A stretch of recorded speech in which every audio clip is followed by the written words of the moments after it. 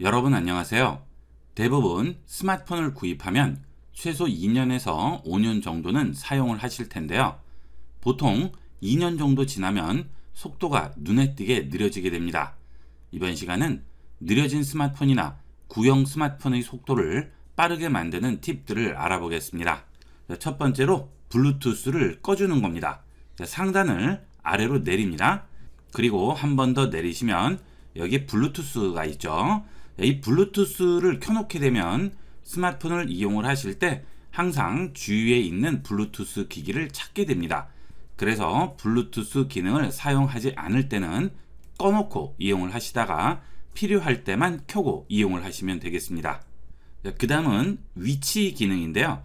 이 위치 기능을 켜놓게 되면 항상 내 위치를 스마트폰에서 계속 체크하게 됩니다. 위치 기능이 꼭 필요한 내비게이션이라든지 그 외에 특정한 앱을 이용할 때가 아니라면 이 위치 기능도 꺼놓고 이용하시면 좀 더 빠르게 이용할 수가 있겠습니다. 그 다음은 절전 모드인데요. 이 절전 모드를 이용하시게 되면 스마트폰의 속도를 낮춰주는 대신에 배터리의 사용량을 늘려주는 거죠. 그렇게 되면 스마트폰 전체 속도가 떨어질 수밖에 없겠죠.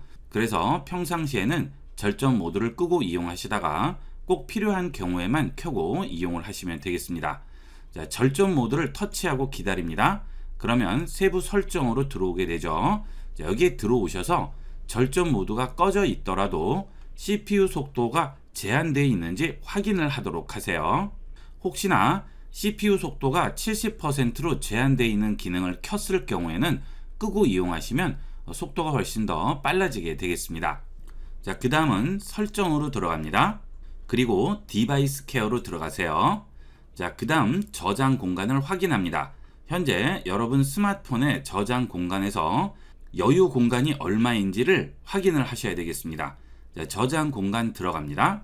지금 제 스마트폰은 전체 공간이 256GB인데요. 지금 64.9GB를 이용하고 있죠. 자, 아래 보시면 전체 공간 중에 지금 저장되어 있는 공간이 나오는데요. 저장되어 있는 데이터가 80% 이상 넘어가지 않도록 하세요. 자, 80%면 대충 이 정도 되겠죠. 자, 그 공간을 넘어서게 되면 속도가 현저히 떨어지게 됩니다. 즉, 필요 없는 데이터들을 정리를 해주는 게 좋겠죠. 아래쪽에 내려오시면 저장되어 있는 데이터가 차지하는 양이 나오게 되는데요. 현재 저는 용량이 큰 파일이 제일 많은 공간을 차지하고 있죠. 여길 들어가 봅니다. 그러면 주로 동영상이 많이 저장되어 있는데요. 저는 강의 녹음 때문에 관련된 데이터들이 많이 저장되어 있습니다. 자, 여러분들은 영상 같은 것들이 많이 저장되어 있을 수 있겠죠. 자, 그런 필요 없는 것들을 전부 정리를 해 주셔야 되겠죠. 자, 이렇게 필요 없는 데이터들을 선택한 다음 삭제를 해 주시게 되면 완전히 삭제가 되겠고요. 혹시 삭제를 하지 않고 따로 저장을 해 놓으셔야 될 경우에는 파일 이동을 누르시고요. 구글 드라이브라든지 또는 원드라이브 같은 곳에 저장을 해 놓으시고 지금 저장되어 있는 데이터를 지우시면 공간을 좀 더 확보할 수가 있겠죠. 자, 이런 클라우드 드라이브가 불편하실 경우에는 컴퓨터와 스마트폰을 USB 케이블로 연결을 하신 다음 갤럭시에 기본 설치되어 있는 넷 파일로 들어갑니다. 자, 여기서 동영상이라든지 또는 오디오 또는 다운로드 또는 문서, 이미지 이런 용량을 많이 차지하는 파일들을 컴퓨터에 옮겨 놓으시면 되겠죠. 자, 예를 들어 용량이 큰 동영상 파일을 옮기려고 한다면 일단 위치를 확인해야 되겠습니다. 자, 동영상 들어가신 다음 상단에 있는 날짜를 누르시고요. 크기로 바꿔줍니다. 그러면 크기가 큰 파일부터 차례대로 나오게 되겠죠. 자, 제일 크기가 큰 이 파일을 터치하고 기다립니다. 자, 그러면 체크가 나오게 되죠. 자, 그리고 아래쪽에서 더보기 누르신 다음 상세 정보를 보시면 저장되어 있는 위치를 확인할 수 있습니다. 자, 내장 저장 공간에 DCIM의 카메라 폴더 안에 들어가 있는 파일이네요. 자, 이렇게 용량이 큰 파일을 컴퓨터로 옮겨야 되는데 어떤 위치에 있는지 알 수가 없을 경우에 이런 식으로 위치 확인을 해주시면 되겠습니다.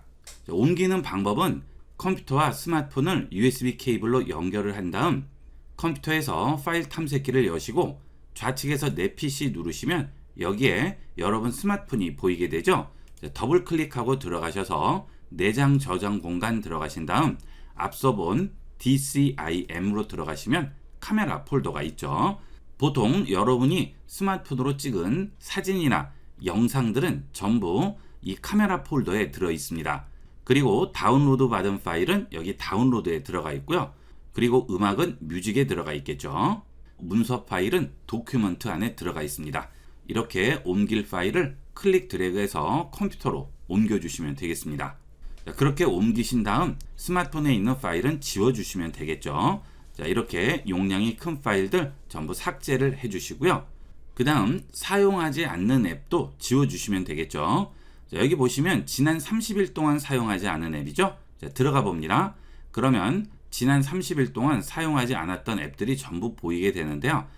지난 30일 동안 사용하지 않았으면 거의 쓰지 않는 앱이죠. 자, 이런 앱들도 정리를 해주시면 용량을 많이 절약할 수가 있습니다.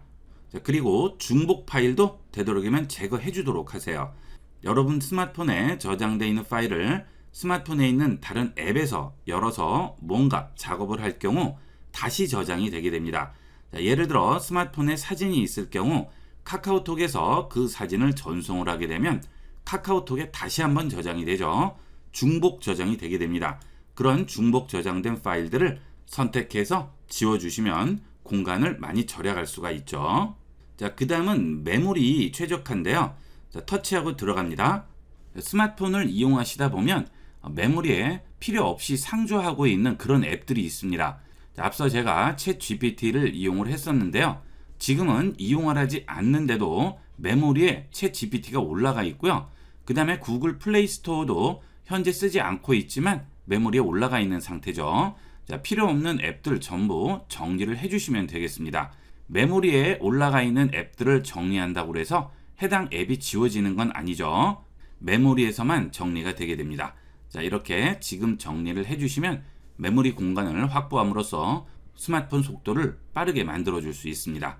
메모리 공간은 많을수록 좋기 때문에 사용 중에 스마트폰 속도가 느려진 것 같으시면 그때마다 메모리 정리를 해주도록 하세요. 그 다음은 갤럭시 굿 가디언스를 이용을 해서 속도를 1-20% 정도는 향상시킬 수가 있습니다. 자, 굿 가디언스는 갤럭시 스토어에서 굿 가디언스로 검색해서 설치해 주시면 되겠습니다. 굿 가디언스 실행을 하시게 되면 여러 가지 스마트폰 관리를 하는 다양한 앱들이 있는데요.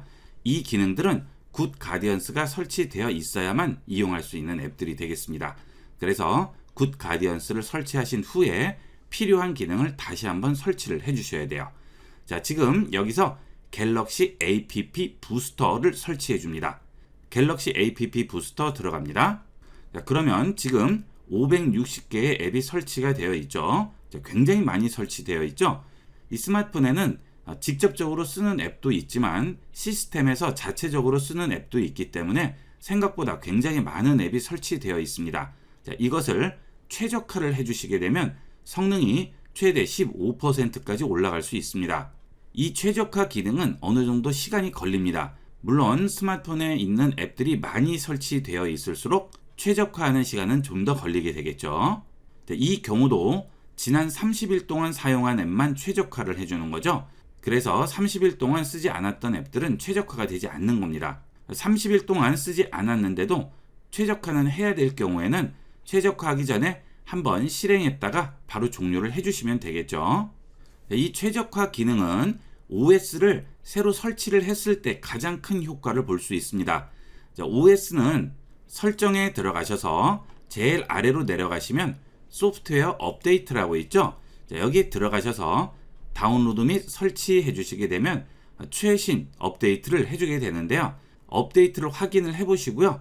업데이트가 있을 경우 업데이트 하시고 바로 설치를 해주시면 되겠습니다. 자, 이 상태에서 최적화 버튼만 누르면 바로 최적화를 시켜주게 됩니다. 자, 이렇게만 이용을 해주셔도 느려지는 스마트폰, 구형 스마트폰을 좀 더 빠르게 이용할 수가 있겠습니다.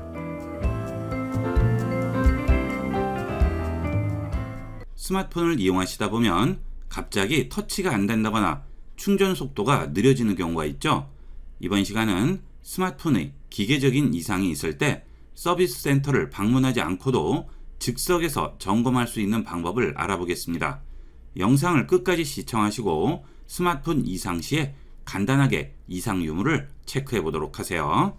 스마트폰을 이용하시다 보면 가끔 터치가 잘 안 된다거나 또는 인터넷 속도가 느려졌다거나 끊긴다거나 또는 충전을 할 때 충전이 제대로 되지 않거나 USB 연결이 끊겼다, 이어졌다는 경우가 있죠. 이런 것들이 전부 고장이 났을 때의 현상인데요.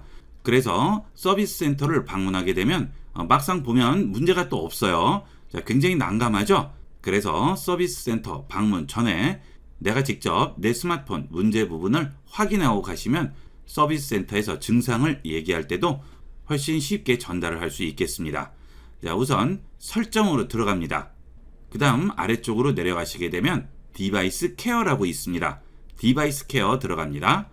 제일 아래쪽으로 내려가시면 추가 관리 부분에 소프트웨어 업데이트라고 있습니다. 소프트웨어 업데이트로 들어갑니다. 자, 이 소프트웨어 업데이트를 제일 먼저 확인해야 되는 이유는 스마트폰에 문제가 있을 경우 제조사에서 업데이트를 이용을 해서 스마트폰의 문제를 해결을 하게 되는데요. 이때 업데이트가 되어 있지 않으면 문제된 부분이 고쳐지지가 않겠죠.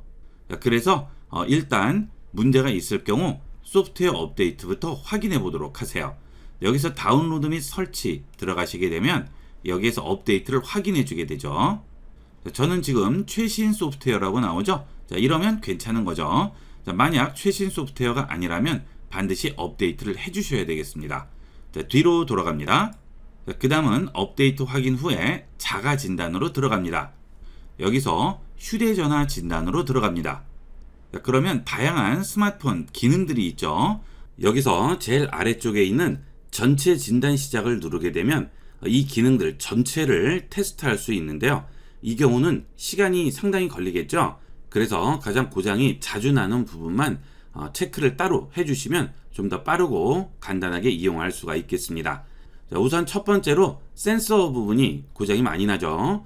휴대폰에는 다양한 센서들이 붙어 있는데요. 그만큼 민감한 부분이기 때문에 고장 날 소지가 많습니다. 그래서 센서 부분을 터치하고 들어가게 되면 가속도 센서, 압력 센서, 조도 센서 등등 여러 가지 센서들을 체크를 해주게 되죠. 저는 지금 얼마 전에 테스트를 해서 정상이라고 나오게 되는데요. 테스트는 아래쪽에 있는 진단을 누르시게 되면 전체 센서를 테스트해서 결과를 보여주게 됩니다. 여기가 정상이 나오지 않는다면 문제가 있는 거죠. 그 다음은 스마트폰 화면이 터치가 잘 안 되는 경우가 있어요. 한번 터치해도 안 돼서 여러 번 터치를 한다든지 하는 경우가 있는데, 그럴 때는 터치 화면을 체크를 해 주셔야 되겠습니다. 자, 터치 화면 들어가시면 저는 지금 정상이라고 나오죠. 자, 다시 진단해 보겠습니다. 자, 그러면 이렇게 사각형 박스들이 나오게 되고요. 손가락으로 이 박스를 터치해서 전부 파란색으로 만들어 주시면 돼요. 자, 순서는 상관없습니다. 이런 식으로 하셔도 상관없고요. 어쨌든 여기 있는 박스들이 전부 파란색이 되는지만 확인을 해 주시면 되겠습니다.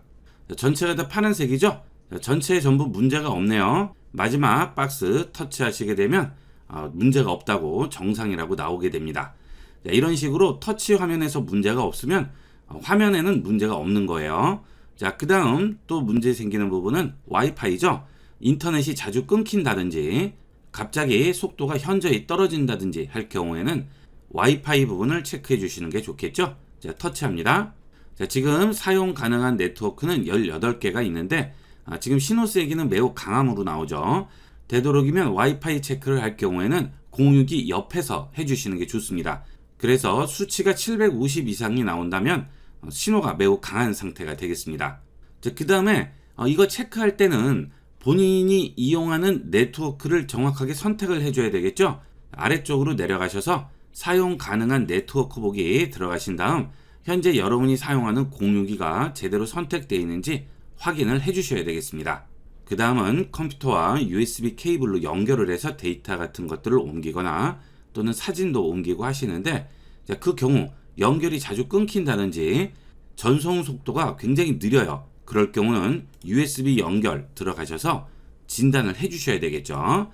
진단을 하시면 USB 장치를 연결해서 진단을 해주게 됩니다. USB 케이블로 연결을 해준 상태에서 이용을 하셔야 되겠죠. 자, 저 같은 경우는 지금 정상이라고 나오네요. 자, 그 다음에 또 문제 있는 부분은 배터리가 문제가 제일 많죠. 충전이 빠르게 안 된다든지 또는 배터리가 빨리 소모가 된다든지 할 때는 배터리 상태를 한번 체크를 해주시는 게 좋습니다. 배터리 상태 터치해서 들어갑니다. 자, 저는 지금 정상이라고 나오죠. 자, 다시 진단해 볼게요. 자, 그러면 문제 없이 정상이라고 나오죠.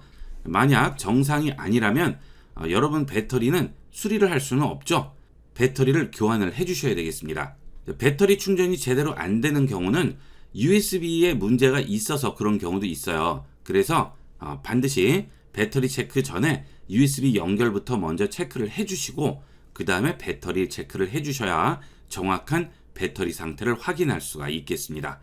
자, 그 다음 배터리 상태도 이상 없고 USB 연결도 이상 없으면 유선 충전을 체크를 해 주셔야 되겠습니다. 자, 보통은 유선으로 연결을 해서 배터리 충전을 하죠. 그런데 배터리 충전이 제대로 되지 않는다거나 너무 오래 걸린다거나 할 때는 유선 충전 들어가셔서 진단을 해 주시는 게 좋겠죠. 저 같은 경우는 정상으로 나오네요. 충전 속도가 정상이 아니라면 이거는 AS 센터를 방문을 하셔야 되겠죠. 배터리에도 문제 없고 USB 케이블에도 문제 없는데 유선 충전이 정상이 아니라면 이거는 기기상의 문제가 되겠습니다. 자, 그 다음은 무선 충전도 요새 많이 이용하시죠? 무선 충전이 잘 안 될 경우에는 무선 충전도 한번 체크를 해주도록 하세요. 이 무선 충전도 이용하실 때 배터리 상태를 체크해 본 다음 충전 상태를 체크하셔야 되겠죠. 자, 이렇게 휴대전화 진단을 했는데 문제가 있습니다. 자, 그러면 서비스 센터를 방문을 해야 되겠죠. 자, 그러면 서비스 센터에 방문을 해서 수리를 책임지시는 기사님에게 제일 처음 적어주는 게 뭐죠? 내 스마트폰의 비번이나 패턴이죠. 자, 그래야 수리를 할 수가 있겠죠. 자, 그런데 그때 스마트폰에 내 개인적인 자료라든지 개인적인 사진들이 있을 경우 일부러 보시지는 않겠지만 왠지 찝찝하죠. 자, 그럴 경우에는 뒤로 돌아가서 디바이스 케어 제일 아래쪽에 있는 수리 모드를 활성화해서 맡기시면 됩니다. 자, 수리 모드 들어가시게 되면 사진이나 메시지, 계정을 포함한 개인정보는 접근할 수 없고 다운로드한 앱도 숨김 처리된다고 하죠. 아래쪽에 있는 켜기 버튼을 누르시면 수리 모드가 활성화되면서 제 개인적인 정보에는 접근을 할 수가 없죠. 자, 근데 이 경우는 다시 시작을 해 주셔야 돼요. 자, 그러면 수리 모드로 전환이 되겠죠. 자, 그 다음 수리를 할 때 앱을 설치를 할 수도 있고 여러 가지 설정을 바꿀 수도 있겠죠. 하지만 그 내용들은 기록이 되지 않고요. 설정 값도 임시로 쓰이는 설정 값이기 때문에 다시 수리 모드에서 원래대로 돌아오게 된다면 수리 상태에서 내려받은 앱이라든지 변경한 설정 값들은 전부 사라지고 처음에 제가 수리센터에 맡길 때의 상태로 다시 돌아오게 되겠습니다. 안전하게 수리를 맡길 수가 있겠습니다. 서비스 센터에 가기 전에 수리 모드를 활성화해 놓고 맡기도록 하세요. 이렇게 해서 이번 시간은 스마트폰에 기계적인 문제가 있을 경우 서비스 센터를 방문하기 전에 내가 직접 확인을 해보고 문제 있는 부분을 체크할 수 있는 자가 진단 모드에 대해서 알아봤습니다. 스마트폰을 사용하시다가 문제가 있는 것 같으면 한 번씩 체크를 해보도록 하세요. 이번 시간은 여기까지 하도록 하겠습니다. 감사합니다.